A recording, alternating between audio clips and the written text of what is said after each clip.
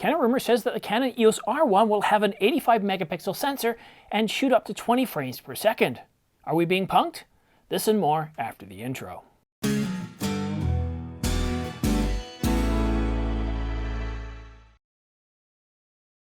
Hi, I'm Simon. Thanks for tuning into The Ordinary Filmmaker. Subscribe to get notification of new videos like this one so you don't miss any news, or in this case some crazy wild rumors, gear reviews, or tutorials. And by the way, I'm giving away a brand new Canon EOS R5 full-frame mirrorless camera to one lucky viewer. Details are in the description down below, or you can watch this video here. But please look at the terms and conditions, as there are some age and location restrictions. And now for something strange. Canon Rumors just published rumored specs that they even classified as some crazy Canon EOS R1 specifications. Notice the CR0? Now let's just recap. For Canon Rumors, a CR0 is defined as basically a joke. We don't post these types of things very often, unless of course we see other sites posting something that's completely untrue or will never happen. I guess Canon Rumors is saying that they believe these are completely untrue and will never happen. I even debated whether I should put out a video knowing that the specs here just don't add up. But in the end, here I am. And that's because I don't want anyone making the mistake of thinking these are true specifications. We're unlikely to get leaked specs until signed NDAs arrive in early April. But let's have a quick rundown of the specs and then I'll go into them in more detail. The Canon EOS R1 will have an 85 megapixel full-frame CMOS sensor. It will have a global shutter, 20 frames per second at 85 megapixels, but also be able to shoot 40 frames per second at 21 megapixels. It will have unlimited continuous shooting. It'll have quad pixel autofocus, 15.5 EV plus dynamic range, and if this is to be believed, an ISO range of 160 to 1,638,400. Yeah, okay, well, more on that later. It'll have 5-axis IBIS with up to 9 stops. Now the LCD is 3.5 inches, 9.3 million pixels. Nit level, 1280, and it'll be 10-bit WCG RGB OLED touchscreen. And like the Sony, it's going to have a 9.44 million pixel, 120 Hz electronic viewfinder. And the price? It's going to sell for $8,500. Okay, so 85 megapixels full-frame CMOS sensor. Now, 85 megapixels in itself isn't unbelievable. We've already got a Sony camera that can do 61 megapixels, and we've had rumors for going on a better part of a year now that saying that Canon's working on a high megapixel camera. And recently, we believe that to be a high megapixel version of the Canon EOS R5. But remember, the R1 is a mirrorless version of the 1DX Mark III, so its primary use case, its target customer, is people who want to take fast action or sports type photography. And 85 megapixels, it's really tough to get your head wrapped around it. Now, granted, I thought that the idea of getting even 45 or 50 megapixels was a little crazy in a camera like this, but look at the Sony Alpha 1. It's 50 megapixels at 30 frames per second, although that is electronic, not mechanical. But one thing I do definitely believe here, it's definitely going to have a full-frame CMOS sensor. And a global shutter? Well, we've had several rumors since, I guess, about September, October of last year, saying that the Canon EOS R1 would have a global shutter, so that isn't completely surprising. But now let's talk about some of the frame rates that this camera is supposed to achieve. It's supposed to achieve 20 frames per second. That's 20 images at 85 megapixels every second. That's phenomenal. Now, if we do the math, you know, a CF Express card type B that has the ability to sustain 1400 megabytes a second should be able to do this. But there's so much going on at this speed with that amount of megapixels. You want to keep the image detailed. You want to keep everything looking good. You want autofocus. You want auto exposure. It just doesn't seem to make sense. 85 megapixels, 80 megapixels, or even 90 megapixels. This is the range of a high megapixel camera, not a high speed camera. And then the next thing it says is, well, 40 frames per second at 21 megapixels. I don't understand that.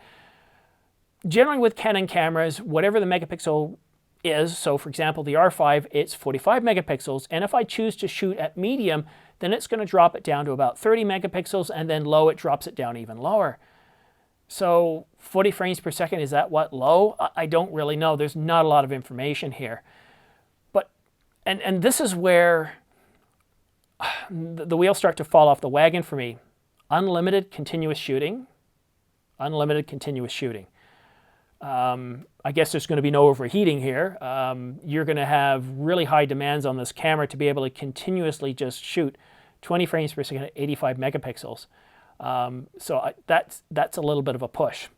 Now, in terms of quad megapixels, again, this is something that started to appear last year. We saw a patent for quad pixel autofocus, so it's definitely something that Canon's looked into and is looking into.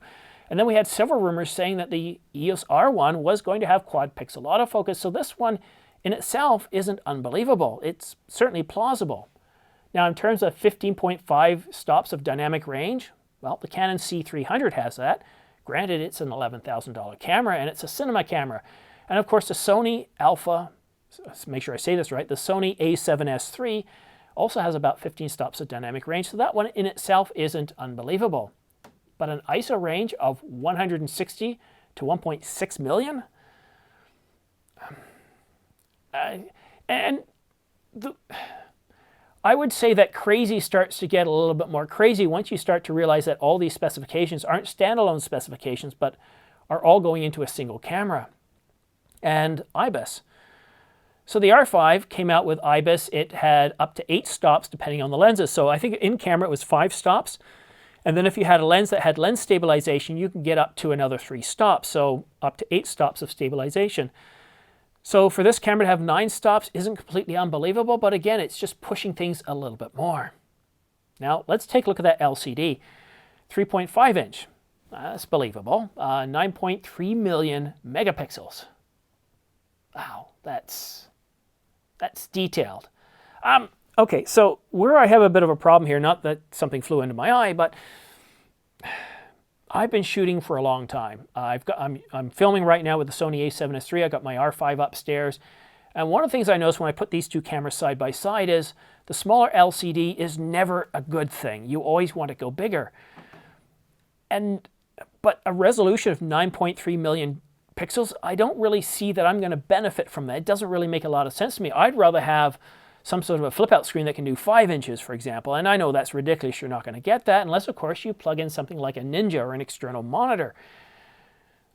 I just don't see the benefit of having that high resolution. Now, 1280 nits, that does make a lot of sense because you're going to be in the bright sunlight sometimes, especially if you're shooting sports. And 1500 nits is certainly possible with a lot of screens out there. So yeah, this one's definitely plausible. And of course, it's going to be an OLED touchscreen. So yeah, you know, for what is normally a $6,500 camera, it's not completely unbelievable. So what else do we have here? So I covered that. Yes, that. Oh, yeah, and to borrow from the Sony, it's going to have a 9.44 million .EVF. Yeah, I feel the same way. I feel like they just copied that from some of the Sony specifications. And the price?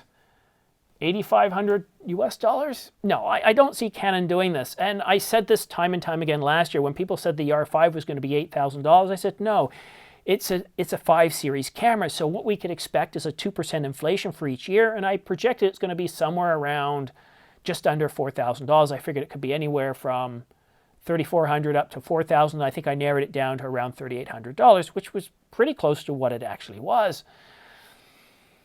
$8,500, again, this is the R1, the mirrorless version of the 1DX Mark III. The 1DX Mark III came out just last year. I think it was released, well, it was announced in January. I can't remember if it was released in January or it came out a few months later, maybe even in March, and I think that's what happened.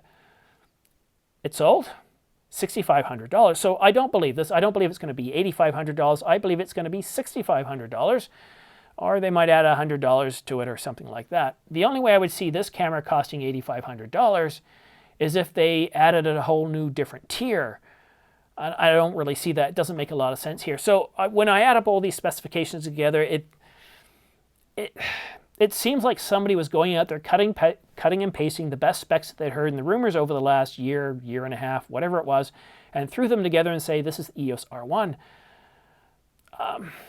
You know, if I was going to make something up, I'd probably say, you know, they're going to take the same sensor that's in the R5. It's, you know, 45 megapixels. Sure, it's less than the Sony, but still 45 megapixels. If you can push 20 frames per second mechanical and 30 plus frames per second electronic, that's pretty impressive. Now, the 40 frames per second is actually pretty possible once you get around 45 megapixels.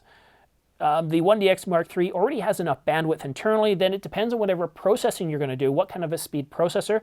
Are they going to have the same speed processor as that's found in the 1DX Mark III, a Digit X, or could they put in 2 Digit X processors? I mean, there's so much that could potentially go on here. Global shutter would be great. Quad pixel autofocus would be great, especially if you're shooting sports when you're constantly shifting the orientation of the camera. But all these together, I think we're being punked. And you know what? And another good reason we're being punked, if Canon Rumor says this is a CR0 and they're not on board with it, that's good enough for me. Now, what I thought of doing is I actually thought of going through some complex math like I did last year when people said the R5 was impossible, and I looked at the specs on the 1DX Mark III. I calculated the bits per second. So, for example, 85 million pixels would be 85 million pixels per second. Then you multiply that by 20, and it's about 1,700,000,000 pixels per second. So a CF Express card that can handle a standard throughput of